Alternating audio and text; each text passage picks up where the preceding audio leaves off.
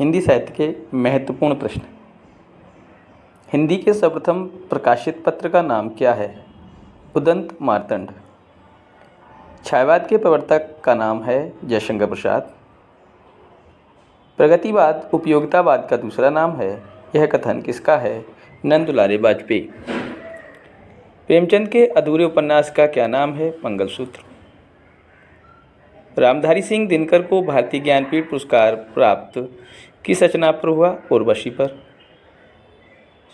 सुहाग के नूपुर के रचयिता हैं अमृतलाल नागर। संस्कृति के 4 अध्याय किसकी रचना है? रामधारी सिंह दिनकर। अशोक के फूल निबंध संग्रह के रचनाकार हैं हजारी प्रसाद द्विवेदी। झरना काव्य संग्रह के रचयिता हैं जयशंकर प्रसाद। दुरित दुख दैन्य न थे जब ज्ञात, अपरिचित जरा मरण भूपात पंक्ति के रचनाकार हैं सुमित्रा नंदन पंत। निराला के राम तुलसीदास के राम से भिन्न हैं और भवभूति के राम के निकट हैं। यह कथन किसका है? डॉक्टर रामविलास शर्मा। राम की शक्ति पूजा में निराला की इन 2 कविताओं का सार तत्व समाहित है। जागो फिर एक बार और तुलसीदास। भारत भारती काव्य के रचनाकार हैं मैत्री शरण गुप्त। मनुष्य के आचरण के प्रवर्तक भाव या मनोविकार ही होते हैं, बुद्धि नहीं। यह कथन किसका है? रामचंद्र शुक्ल। रस मीमांसा रस सिद्धांत से संबंधित पुस्तक है। इस पुस्तक के लेखक हैं आचार्य रामचंद्र शुक्ल।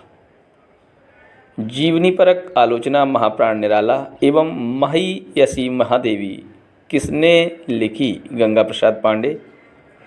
छायावाद के आधार स्तंभ नामक पुस्तक किसकी है? गंगा प्रसाद पांडे। जवाहरलाल एक मध्य बिंदु, नेहरू जी विचार और व्यक्तित्व, नेहरू की काव्य अनुभूतियाँ नामक निबंध किसने लिखे? शांतिप्रिय द्विवेदी।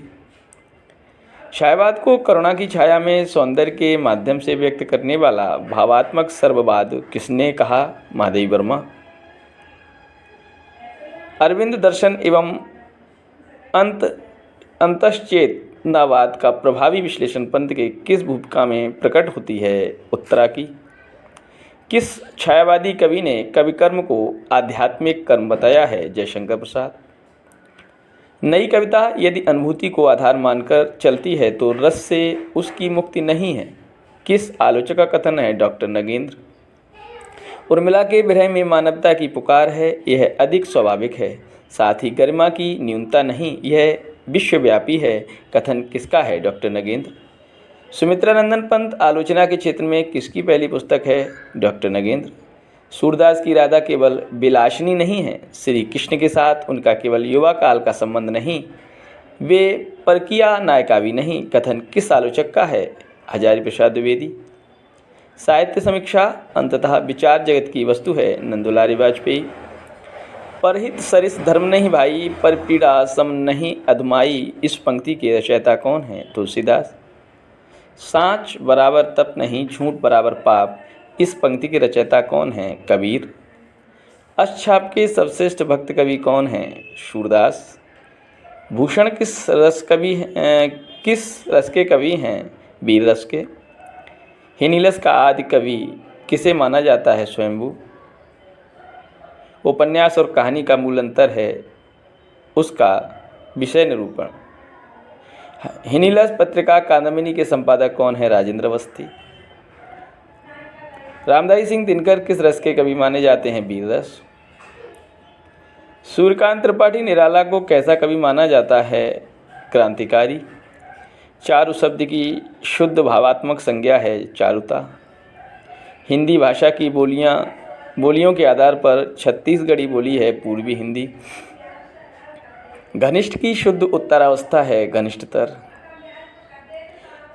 निम्नलिखित में से कौन सा एक उपन्यास जैनेन्द्र द्वारा रचित है? तो परख।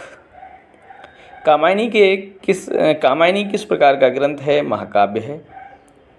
गागर में सागर भरने का कार्य किस कवि ने किया है? तो बिहारी लाल ने। तो साथियों, प्रश्न कैसे लगे कमेंट सेक्शन में बताइएगा।